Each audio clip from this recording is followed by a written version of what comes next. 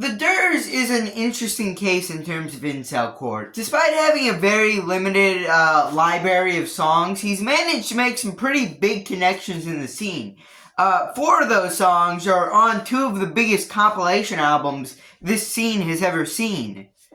I don't know what I did there, but that was kind of cool. But anyways, yeah. So how did he do it? How did he do it with only 11 songs, 4 of them being on 2 of the biggest comps ever? How did he do it? How did he get here? Alright, well, to answer that, we need to start from the start. And yes, I did steal that from someone else. But anyways, on December 20th, 2020, he would post his first song, Miss Congress Lady. Now, to give the backstory on how we got to this point, alright? Okay, basically, at the beginning of the pandemic, durrs didn't really have much to do. He wanted to learn guitar, he didn't have a job, and he had some unemployment money laying around, so he just thought he'd pick up the guitar and start playing, man. Anyways, after that, he learned about incelcore. He learned about Negative XP and Birdbath. Birdbath, he said, was the second artist he got into. And he started learning all about this scene. He started watching the music videos, listening to the music. Kind of a similar experience to all of us. Alright, okay. Eventually, he managed to make a couple connections in the scene. With his song coming out, and it even got reposted by Anhero, who, even back then, I feel like was kind of a big deal in the scene. So yeah, he made connections with Anhero, Fried by Fluoride, Crust Socks, and a lot of big names in the community. He was even added to group chats with these people. So throughout 2020 and 2021, he'd keep dropping music, and actually only a few weeks into his career, Up to the Wolves would post a music video for one of his songs. Now, I believe the song and the music video are both lost media at this point. I don't think I've ever seen a re-upload of either of them, so they're gone now, but trust me, they did exist at one point. And this was big, because back then, Up to the Wolves was considered like the MTV of incelcore. Like, if you got on there, that was a true sign that you kind of made it. But after this, he would strike even bigger gold. Get it? Because, like, the background footage is like Gold Mining Simulator and, like, striking gold. Okay, but moving on. He would strike gold with his song, She Hates Me. Now, this absolutely blew up, alright? On SoundCloud, it now racks in 150,000 plays. And on Spotify, it has 200,000. And those numbers would be boosted by a thing later on, but let's keep continuing here. So, after this, he would embark on a project with a couple other incelcore artists of the names Little Watermark, Deep Blue, and Copers. Basically, they would form the group Red Pilled Rockstars with their song F.E. Punk. Basically, there was this term E-Punk coming up. People didn't like it. Alright, these 4 especially didn't like it. So they got together, created the Red Pilled Rockstars, made the diss track against the E-Punk, and then later that year released their EP. He was also, at some point, featured on MSG5. Now, if you don't know what MSG5 is, you need to know the first 4 MSGs were made by Negative XP.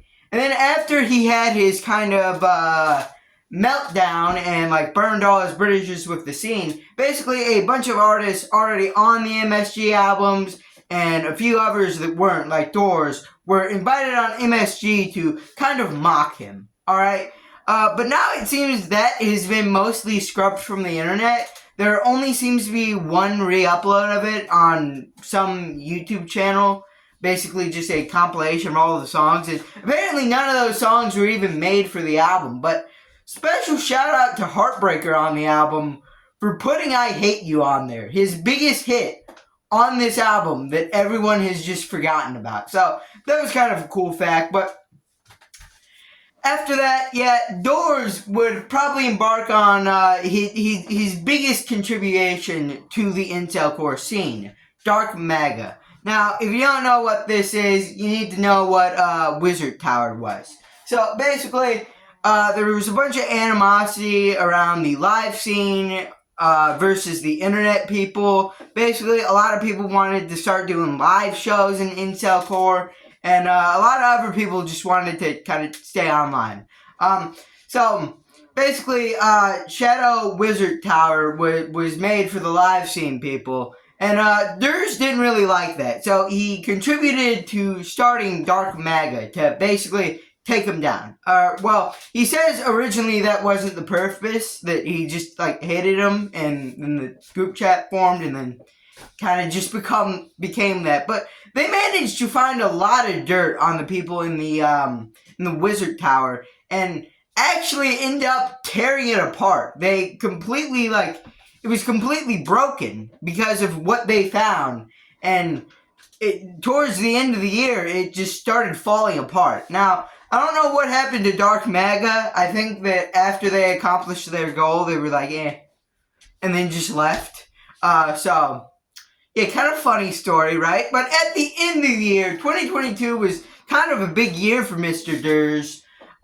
He would be invited on CPPC. Now, as I already mentioned, this is the thing that made She Hates Me even bigger. It poured gasoline on this song that already was a hit by incel core standards.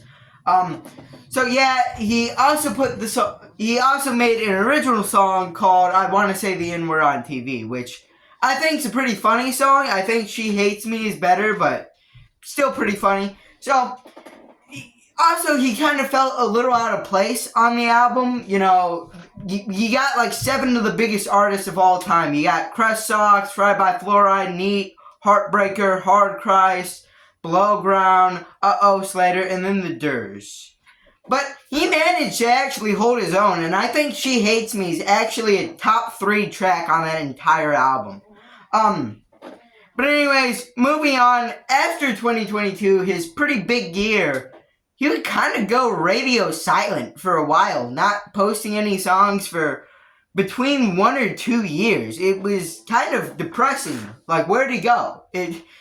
But then he reemerged in 2024 with a new song, and funnily enough, the song's actually privated now, and I couldn't find it. But after he released this song, he would go on the E-Cell podcast. Now, the E-Cell podcast was a pretty big deal back in the day. Alright, I say back in the day, like a year ago.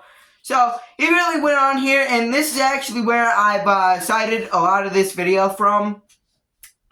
Because, it's only a podcast appearance. But in the podcast, he also mentions wanting to drop an album before 2025. I don't think that happened. In fact, it didn't. He ended up dropping an album in February of 2025, and he mentioned something about wanting the album to be a concept album with brand new songs.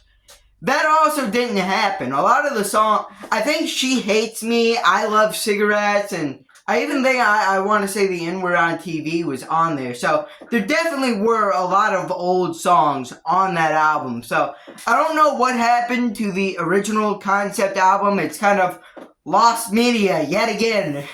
There's a lot of lost media around this guy. It's kind of tricky mapping out a true timeline. But I think I've done an alright job so far. Are you following the video? But after this, he would once again basically go radio silent for quite a while. Until September of this year, alright? He would be invited onto NWO with 2 more songs. He's managed to get on only 2 compilation albums, 3 if you want to count MSG5, and they've all been the biggest of that year. But yeah, he was featured on this album. It once again boosted up his monthly listeners, got him a bunch of streams, and got a bunch of people going back to the durrs catalog.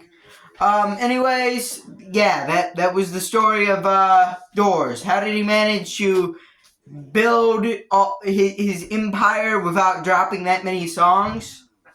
He deleted most of them.